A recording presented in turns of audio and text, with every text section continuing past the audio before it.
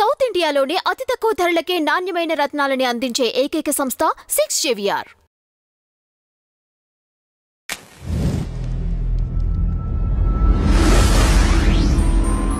నమస్తే అండి, welcome to our channel. మనతో సినీ క్రిటిక్ దాసరి విజ్ఞాన్ గారు ఉన్నారు. నమస్తే సార్. నమస్తే. ఇప్పుడు ఎక్కడ చూసినా మళ్ళీ ట్రెండింగ్ అయిపోయింది కిస్ కిస్ సాంగ్. ఈ సాంగ్ గురించి చెప్పండి సార్.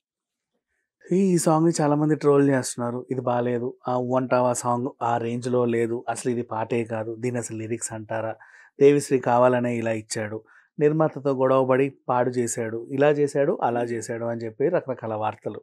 నువ్వు దేవిశ్రీ గురించి ఒక 2 నిమిషాలు మాట్లాడుకుంటే, తెలుగు సినీ పరిశ్రమకి ఐటమ్ సాంగ్ని పరిచయం చేసిందే దేవిశ్రీ. అదేంటి, మన అంతకుముందు జ్యోతిలక్ష్మి ఉంది, జయమాలిని గారు ఉన్నారు, సిల్క్స్ ఉంది, వీళ్ళందరూ ఎవరు అంటే వాళ్ళందరినీ స్పెషల్ సాంగ్స్ చేసేవాళ్ళగా చూసేవాళ్ళు. ఐటమ్ గర్ల్ అనే పేరు పడింది వంగతోట వలుపు కాడ సాంగ్ తర్వాత నుంచే, తెలుసా. ఇంకా తర్వాత ముమైత్ ఖాన్ లాంటి వాళ్ళు రావడం, అభినయశ్రీ లాంటి వాళ్ళు రావడం, ఇటు వీళ్ళు అటు వాళ్ళు, రకరకాల ఐటమ్ సాంగ్స్ అందరూ ఇచ్చారులే, కాదనిలేం.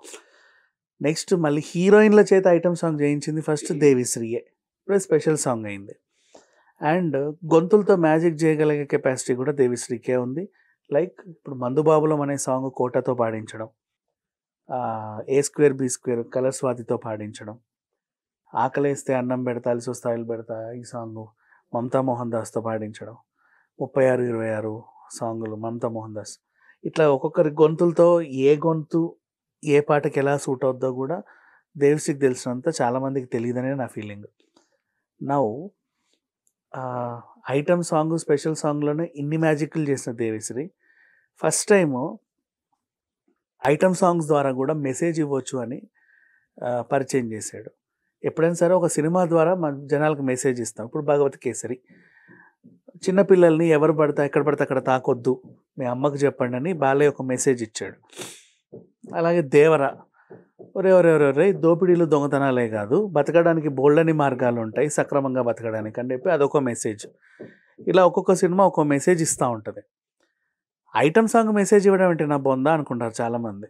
ఎందుకంటే ఐటమ్ సాంగ్ అంటే ఏముంటుంది, నీకు ఆకలిస్తే అన్నం పెడతా అలిసి వస్తా ఆయిల్ పెడతా మసాజ్ చేస్తా ఓ పాట, నువ్వు అక్కడ పిలిస్తే వస్తా ఇక్కడికి పిలిస్తే వస్తా, దాని వెనకాలకు పిలిస్తే వస్తా దీని వెనకాలకు పిలిస్తే వస్తా, పగలు రమ్మంటే వస్తా రాత్రి రమ్మంటే వస్తా, ఇట్లాంటివే కదా పాటలన్నీ ఉండేవి. ఇప్పుడు ఆ పుష్ప మన ఊ అంటావా సాంగ్ కూడా అంతే. ఎత్తుకుంటే ఒకడికి ఇష్టం, పొట్టిగుంటే ఒకడికి ఇష్టం, పొడుగ్గా ఉంటే ఒకడికి ఇష్టం, లా ఉంటే ఇష్టం, నల్లగా ఉంటే ఇష్టం, తెల్లగా ఉంటే ఇష్టం, ఇంతేగా సాంగ్. అండ్ ఆ అంటే అమలాపురం, ఈ అంటే ఇచ్చాపురం, ఇట్లాంటి పాటలన్నింటినీ ఐటమ్ సాంగులుగా పెడతారు. ఇప్పుడు కిసిక్ సాంగ్ ద్వారా ఏం చెప్పారో చెప్పనా, రష్మిక మడన్నకి డీప్ ఫేక్ వీడియో అప్పట్లో కలకలం రేపింది తెలుసు కదా.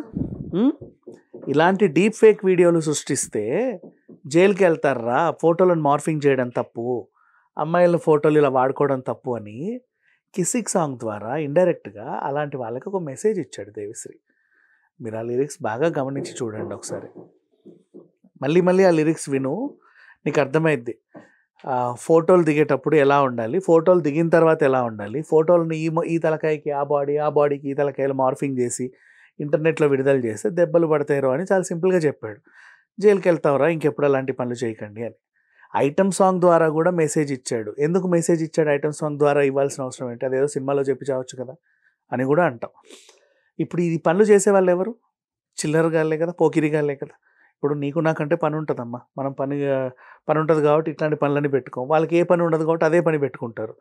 ఈ తలకాయ తీసి అక్కడ అతికించడం, ఆ బాడీ తీసి ఇక్కడ అతికించడం, బాడీకి బట్టలు ఇప్పేసేయడం, ఇలాంటివన్నీ చేస్తారు వాళ్ళు.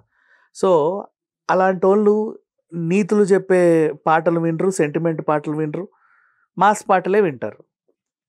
ఊ అంటావా మావా లాంటి సాంగ్సే వింటారుగా. అందుకని ఐటమ్ సాంగ్ వాళ్ళు వింటారు కాబట్టి ఐటమ్ సాంగ్ ద్వారానే వాళ్ళందరికీ ఒక మెసేజ్ ఇచ్చాడు దేవిశ్రీ. ఒక ఐటమ్ సాంగ్ ద్వారా కూడా మెసేజ్ ఇవ్వచ్చు అనే విషయాన్ని కూడా తెలుగు పరిశ్రమకి, సినీ పరిశ్రమకి, ఇండియన్ మూవీకి దేవిశ్రీ పరిచయం చేశాడు. అంటే ఇప్పుడు మెసేజ్ ఇవ్వడం వల్ల, మెసేజ్ ఓరియంటెడ్ సాంగ్ అవ్వడం వల్ల క్యాచీగా లేదంటారా సాంగ్? క్యాచీగా లేదని ఎవరన్నారు? చూసే వాళ్ళందరూ కూడా కంపేర్ టు ఆ సాంగ్ ఇదంతా క్యాచీగా లేదు. అదే చెప్తున్నా. రీజన్ ఏంటంటే మన వాళ్ళకి మంచి చెప్తే నచ్చి చావదు కదా. నీకు మసాజులు చేస్తా, రాత్రికి వస్తా, పగలకి వస్తా అంటే నచ్చుతాయి, ఎగిరెగిరి పడతారు, విజిల్స్ వేస్తారు, ఊ ఈ అంటారు. ఇదే మంచి చెప్తే ఎవరే అట్లా పద్ధతిగా చావంటరా, నీట్గా వెళ్ళండి, పొద్దున్నే లేవండి, టైంకి తినండి అంటే ఎవడింటాడు, ఎవడికి నచ్చుతాయి చెప్పి ఇలాంటివన్నీ. అందుకు నచ్చలేదేమో. అంతే. ఓకే. ఇప్పుడు శ్రీలీల డాన్స్ ఎలా ఉంటుందంటారు? Sreeleela she is a very good dancer. Dhamaka నుంచి మొదలు పెడితే గుంటూరు కారంలోను she is a very good dancer Sreeleela. యాక్చువల్గా చెప్పాలి అంటే ఫస్ట్ సినిమాలో కూడా నిజంగా చాలా బాగా చేసింది. అంటే బన్నీకి పోటీ ఇచ్చిందంటారా సాంగ్లో? చక్కగా ఇచ్చింది. Of course she is a very good dancer. అంటే ఇంకా ఇంకా ఇంకా రాటు తీరాల్సిన అవసరం లేదు. మంచి డాన్సర్ తను, నువ్వు ఏం చెప్పినా చేస్తుంది.